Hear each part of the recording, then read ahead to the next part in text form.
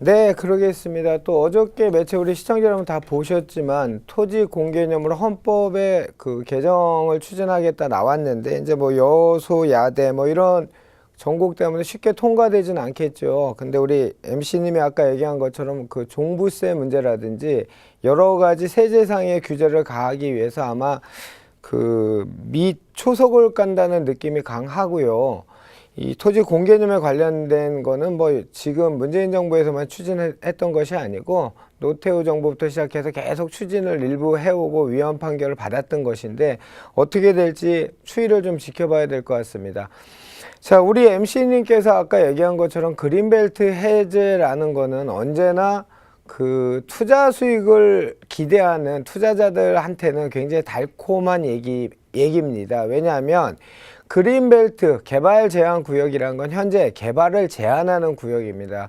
그 개발을 제한한다면 당연히 지가는 토지 가격은 주변 시세보다 저렴하겠죠. 그런데 만약에 그 개발 제한 구역 그린벨트가 해제된다면 현재 시세 또는 현재 시세보다 조금이라도 더 올라갈 수 있다면 굉장히 많은 차익이 발생한다라고 유인을 한다면 투자자 입장에서는 굉장히 귀가 쏠깃할 수밖에 없을 것 같습니다. 그런데 개발 제한 구역 해제란 거는 지금도 우리 시청자 여러분 인터넷 포털에서 한번 쳐보십시오. 특정 뭐 예를 들면 시흥시, 하남시 뭐 이런 지역들 개발 제한 구역이 많은 지역에 그린벨트 해제라고 치시면 굉장히 많은 기사와 광고들이 달립니다. 거기 보시면 2006년 7년도부터 시흥시 개발 제한 구역 해제 밑그림, 뭐 대규모 개발 계획 뭐 이런 2006년이면 2007년이면 10년 전부터 그린벨트 해제된다는 얘기가 나옵니다. 그래서 우리 시청자 여러분들께서는 투자도 좋고 선견 지명도 좋고 다 좋은데 가장 중요한 거는 내 재산을 지킬 수 있는 현재가 가장 중요한 것 같습니다. 그래서 이번 시간은 그린벨트에 관한 진실이라고 할까? 여러분 알고 계시겠지만 그린벨트에 대해서 알아보도록 하겠습니다. 자, 요거는 뭐 제 타이틀이고요. 요거는 전 시간에 했던 거고 2018년도 올해 전국에 16조의 토지 보상금이 풀리고요. 그중에 9조가 수도권에 풀립니다.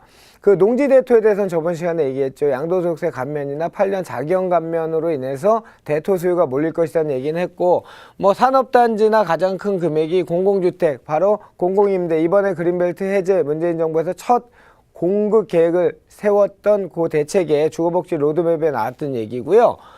자, 지역별로 보면 평택이 가장 많습니다. 그 산업단지가 평택 브레인시티와 황해경제자유구 현덕지구가 보상이 지금 들어가 있고요.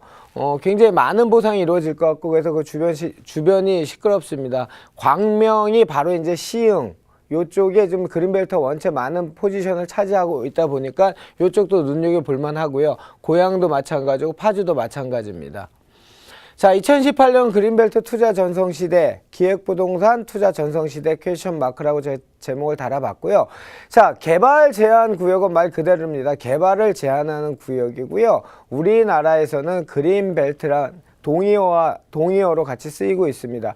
자, 그린벨트에서는 도대체 어떤 걸 못하길래 그 전에 잠깐 말씀을 드리면 우리가 토지를 가장 잘 설명할 수 있는 서류가 딱 한 가지가 있습니다. 바로 토지이용계획 확인서. 저희가 이제 상담할 때 쓰는 토지이용계획 확인서인데요. 거기에 그린벨트가 아닌 지역은 도시지역의 자연녹지로만 표시가 되어 있습니다. 그러면 자연녹지에서 할 수 있는 행위는 다 할 수 있다는 얘기예요. 그런데 자연녹지 바로 밑에 타 법령의 지역지구 등의 지정 그 밑에 란에 보면 바로 개발제한구역이라는 딱 단어가 하나 써 있습니다. 자연녹지에 개발제한구역에 써 있는 데서는 자연녹지에서 할 수 있는 행위를 다 못합니다. 다 못한다 보면 되고요. 개발을 제한하는 구역 어떤 게 있는지 한번 보겠습니다. 먼저 그린벨트 기획부동산 다시 떴다. 이게 바로 11월 29일 주거복지 로드맵에서 발표한 자료고요. 2020년까지 공공주택, 청년주택 뭐 이런 것들을 포함해서 100만 호를 공급한답니다. 그래서 수도권 40곳의 그린벨트를 푼다고 얘기를 했는데 먼저 9곳을 공개했습니다. 그럼 나머지 31곳이 지금 기획부동산이 난리가 난 지역입니다. 지금 기획부동산이 광고를 하고 홍보를 하는 이 호재들이 굉장히 좋은 호재들이 많겠죠. 사실에 근거한 것도 많지만 중요한 건 그게 그 지역에 해당하냐 안 하냐는 다른 문제란 얘기입니다. 그걸 만약에 제가 재산이 한 100억 정도 있는데 한 1억 정도를 뭐 돼도 좋고 안 돼도 좋고 라는 투자를 한다면 그거는 나쁘다 말릴 수 없습니다. 그런데 투자 수익을 위해서 내가 가진 모든 잉여 자산 또는 조금의 무리를 한 잉여를 만든 자산을 갖고 투자를 한다면 미래가 더 중요하겠습니까? 현재가 더 중요하겠습니까? 저는 단언컨대 현재가 더 중요하다고 생각합니다. 자, 그러면 그린벨트에서 못하는 게 어떤 게 있나 보겠습니다. 아까 얘기 드렸던 자연 녹지라는 거는 지금 토지거래에 있어 가장 상위법이 바로 국토의 계획 및 이용에 관한 법률, 바로 우리가 얘기하는 국토계획법입니다. 국토계획법에서 정해져 있습니다. 개발행위 허가, 국토계획법 제51조나 시행령 55조에 보면 개발행위에 어떤 게 개발행위이고 그 개발행위의 규모는 어떻다라고 국토계획 및 이용에 관한 법률에 나와 있는데, 이 그린벨트 개발제한구역에서는 국토계획 및 이용에 관한 법률의 행위제한을 적용을 받지 않습니다. 그걸 적용을 받는 법은 바로 개발구역의 지정 및 관리에 관한 특별조치법입니다. 여기에 관련된 행위제한을 받는데요. 과연 이 법에서는 어떤 걸 할 수 있고 할 수 없게 규정을 했는지 한번 보겠습니다. 행위제한은 먼저 건축물의 건축 및 용도 변경, 공작물의 설치, 토지 연길 변경, 중목의 설치, 토지 분할, 물건의 적치, 쌓아놓는 행위, 그 다음에 도시군 계획사업, 도시계획사업을 이런 것들은 할 수가 없다는 겁니다. 할 수 없고 기타 나머지 특별한 적용을 받아서 예외적으로 가능하다는 얘기입니다. 예외적으로. 기본적으로 국토계획 및 이용에 관한 법률의 자연녹지 같은 경우에는 할 수 있고 예외적으로 못한다 이렇게 보통 돼 있는데, 거꾸로 개발제한구역에서는 이런 걸 다 못합니다. 원칙적으로. 예외적으로 할 수 있는 행위들을 정해놓고 있습니다. 자, 물건을 토지를 사서 포장을 한다. 우리가 뭐 여러 가지 표현을 쓰지만 개발을 했을 때 부가가치가 창출이 된다고 보통 알고 계시죠. 그 부가가치 창출할 수 있는 개발행위나 건축 허가를 못 받게 한다면 단순히 미래가치를 빼놓고 봤을 때 현재 가치로서 이 토지가 메리트가 있느냐, 투자 가치가 있느냐는 생각해보면 금방 아시겠죠. 자, 개발 제한구역의 지정 및 관리에 관한 특별조치법 시행령에 보면 기획부동산이 원체 난립을 하다 보니까 문제는 분할입니다. 분할. 기획부동산에서 그전에는 무작위로 막 분할이 가능하다 그랬고, 분할이 안 되면 공유로 지분 등기로 이거를 가져갔다가 나중에 개발되면 그냥 팔면 된다. 아주 단순한 논리를, 우리 시청자 여러분 지금 방송 보시면 나는 저기 안 속아 이렇게 생각을 하시죠. 1대1 브리핑을 받으시거나 이런 말들 들으시면 현혹되십니다. 꼭 거기에 몰입하시게 될 수밖에 없는 호재들이 많은 지역들이 보통 그린벨트가 수도권에 지정이 되어 있습니다. 그래서 지금 각 지자체에서는 이 시행령에서 먼저 정해놨죠. 200제곱미터 이상, 그러니까 60평 조금 넘는 면적, 요 면적을 분할을 할 경우에는 허가를 받아라. 네가 어떤 목적으로 이거를 땅을 사서 분할을 해서 쓸 건지를 밝히면, 허가를 받으면 분할을 해주겠답니다. 그런데 기획부동산이라는 사람들의 특징은 행위를 할 생각이 없습니다.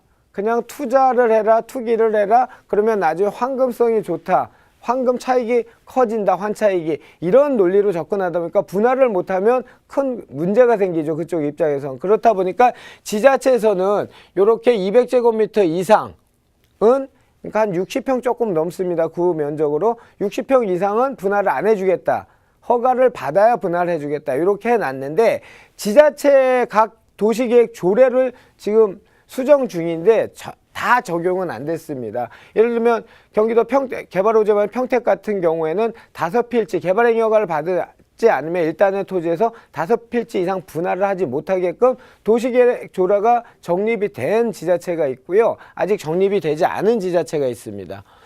자, 주변 토지의 문제점과 방향성입니다. 아까 제가 말씀드린 것처럼 현재 공부의 용도로 봤을 땐 개발 제한구역입니다. 앞으로 풀릴 겁니다는 내가 선택을 하고 예측을 하고 투자를 해야 되는 문제이기 때문에 현재 공부를 조금 더 충실하셨으면 좋겠습니다. 두 번째, 예정지는 예정지일 뿐 확정 계획이 아닙니다. 제가 아까 말씀드린 것처럼 시흥시 개발제한구역이라고 인터넷에 한번 쳐보십시오. 블로그나 카페나 모든 광고에 글이 많이 떠 있는데요. 연도를 한번 잘 살펴보십시오. 제가 아침에 잠깐 검색을 해봤는데 2007년도부터 개발제한구역 다 풀린다고 나와 있습니다. 하남시도 마찬가지고요.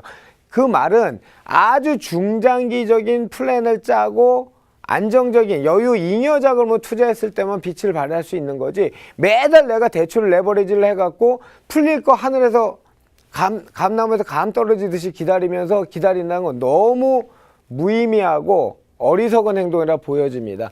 그런데 투자 상태에 따라 장기적 관점 접근 방향성은 다른 문제. 이건 무슨 말이냐면요, 그린벨트 분할이 안 됐어요. 분할이 안 돼서 공유 지분으로 들어가서 이걸 갖고 있단 말이에요. 땅이 있는데 100명의 공유 지분이 있어요.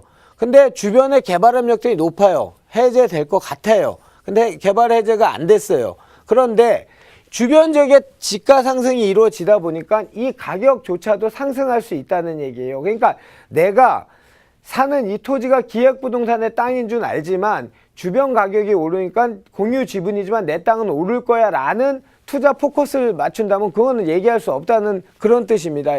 지금 이 세 번째 얘기는 저희나 방송에서나 일반적인 전문가들이 얘기한 건 공유 지분을 하면 안 돼. 그린벨트 해제 예정지는 해제 예정지야. 내가 이 정도로 얘기를 했는데도 투자자들, 시청자 여러분들이 본인 판단하에 이거 사놓으면 주변이 오르니까 내 땅, 뭐 공유 지분이 말대로 같이 팔면 되지 나중에. 지금 안 되면 10년 뒤에 팔면 되지. 이렇게 아주 중장기 플랜을 가졌다면 그거는 좋다 나쁘다 문제 아니고 선택의 문제이기 때문에 고려해 보시라는 얘기입니다. 그래서 4번은 아까 얘기해드린 것처럼 60.5평 이내로는 분할이 안 됩니다. 너무 잘게 쪼개 팔지 말라는 얘기고요. 그래서 하면 안 된다는 지분 등기. 아까 얘기했던 공유 지분이니까 이거는 등기는 딱 두 가지입니다. 구분 등기와 지분 등기.